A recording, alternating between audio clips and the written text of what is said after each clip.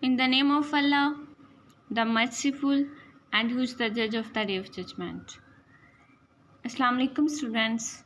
Okay, today we are going to discuss about short story. You say that you didn't read this story. The name of the story is The Shadow in the Rose Garden.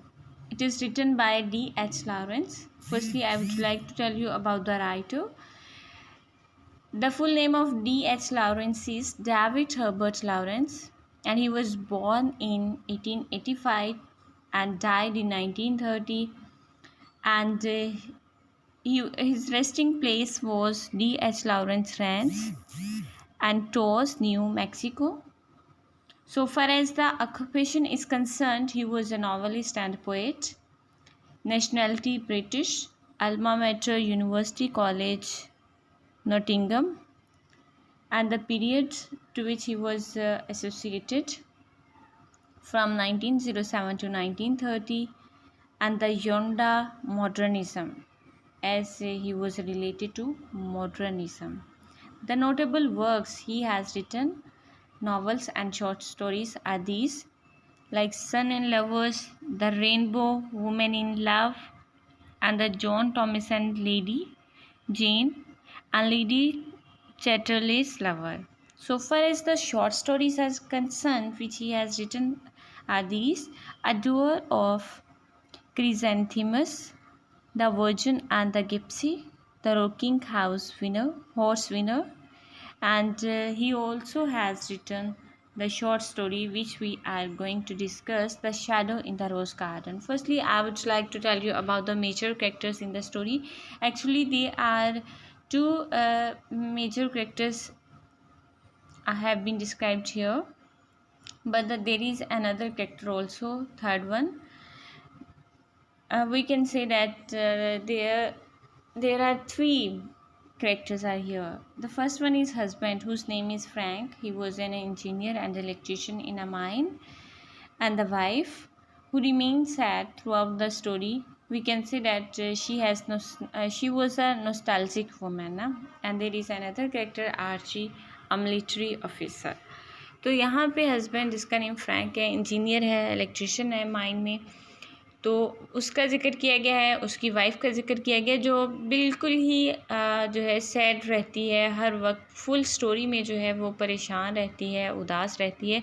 Nostalgic women, nostalgic का मतलब होता है to have the memories of past, माजी को याद करना, तो वो अपने माजी में ही खोई रहती है। अब आर्ची जो है वो मिलिट्री ऑफिसर है और वो इसका जो वाइफ है इसका लवर था। Okay, now we will see how the story will proceed. Okay, now the important points are here.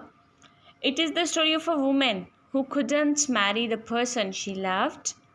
ये उस औरत की कहानी है जो जिसको पसंद करती थी, जिससे मोहब्बत करती थी, उससे शादी ना कर सकी. She couldn't love the person whom she married, और जिससे इसकी शादी हुई इससे मोहब्बत ना कर सकी. तो पूरी स्टोरी हमारी इसी के गेट जो है वो घूमती है अराउंड दिस थीम के एक ऐसी ख़ातून जो कि उससे शादी ना कर सकी, जिससे वो मोहब्बत करती थी, और जिससे शादी हुई उससे मोहब्बत ना कर सकी. Okay, Archie was the son of a rector and went to Africa to fight a war. He was reported to have died. Actually, she loved Archie. वो आर्ची से मोहब्बत करती थी, जो कि एक प्रीस्ट का बेटा था. तो वो अफ्रीका जाता है फ़ाइट के लिए, because he was a military officer ना. तो उसके बारे में ख़बर मिलती है कि उसकी डेथ हो गई है. इसके बाद जो है that women married engineer Frank because he liked her and he was lower in status but cooperative and tries his best to attract her wife. अब वो फ्रैंक से शादी कर लेती है. स्टेटस में तो वो इससे कम था बट कोऑपरेटिव बहुत था, और वो अपनी पूरी कोशिश करता है कि अपनी वाइफ को जो है अट्रैक्ट कर सके, अपनी वाइफ को जो है अपनी तरफ मतवज्जे कर सके, उसका ख्याल रख सके, उसकी अटेंशन डाइवर्ट कर सके. But he fails to do this, नाकाम रह जाता है उस काम में. Okay, after 3 years of marriage, on her wife's suggestion, they went to seaside for honeymoon. That was the very area where she lived before her marriage and had past happy and loved moments with her lover, Archie.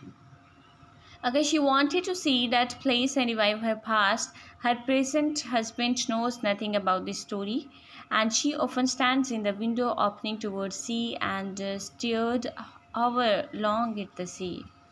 One morning her husband was in a happy mood.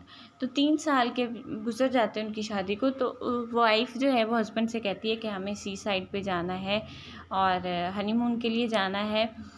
तो अब जिस area में वो जाना चाहती थी वही area था जहाँ पे वो शादी से पहले रहती रही थी, और वहाँ पे उसने बहुत से लम्हात गुजारे थे आर्ची के साथ। तो वहाँ पे वो जाना चाहती थी, अपने माजी को जो है रिवाइव करना चाहती थी, लेकिन अब उसका जो होने वाला हस्बैंड था वो तो नहीं जानता था इस स्टोरी को।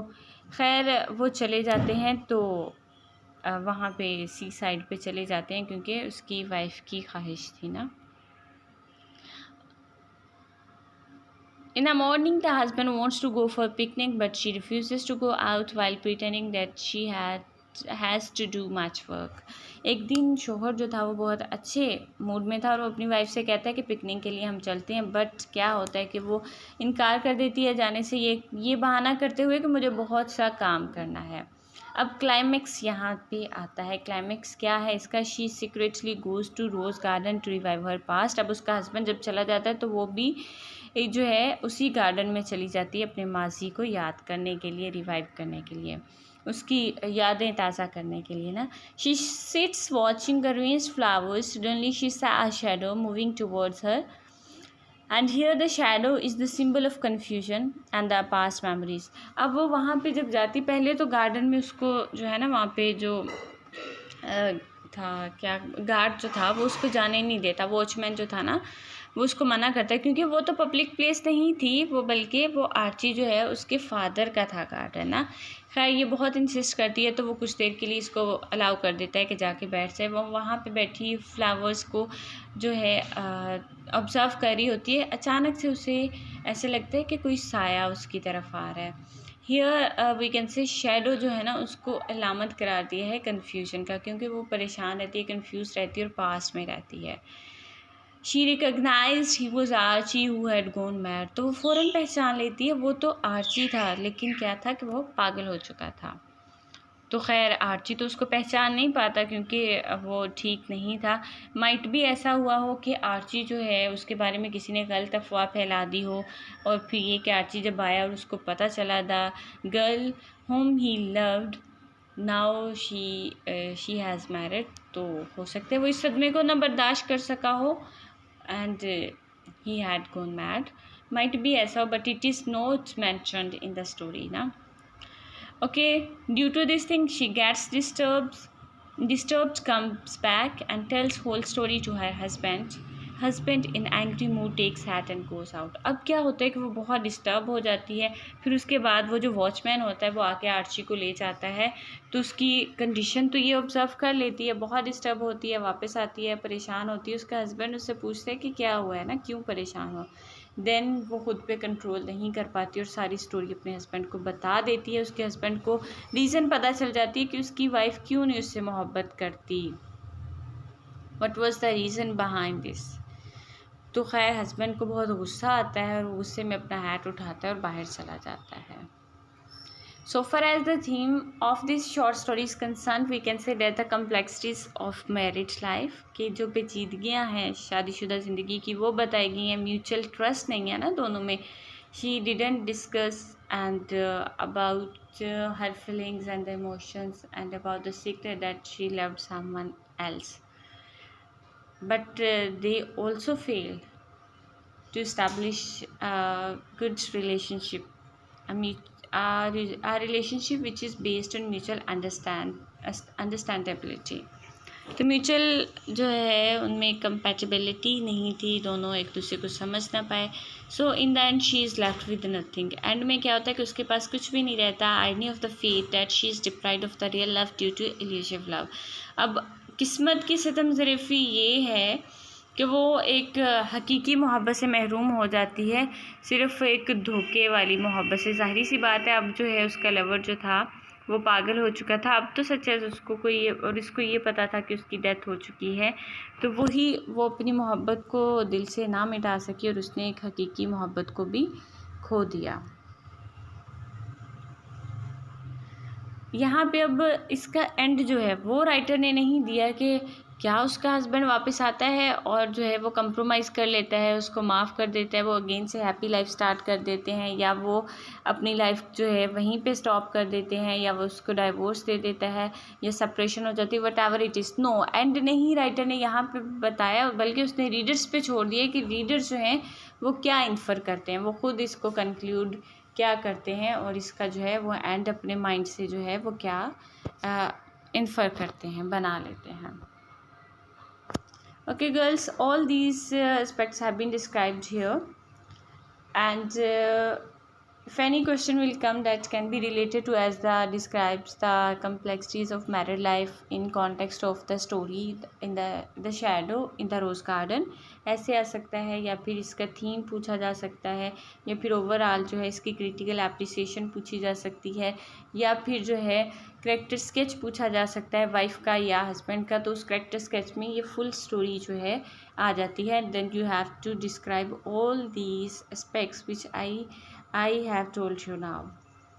So any question will come that will be related to the answer, but just you have to focus on the question के क्वेश्चन किया क्या है, तो उसी पॉइंट को लेके आपने ये सारे एस्पेक्ट्स जो हैं वो बताने हैं।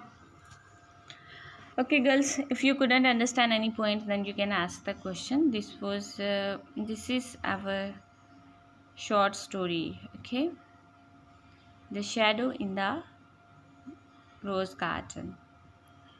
Okay girls, stay blessed. Allah Hafiz, and thank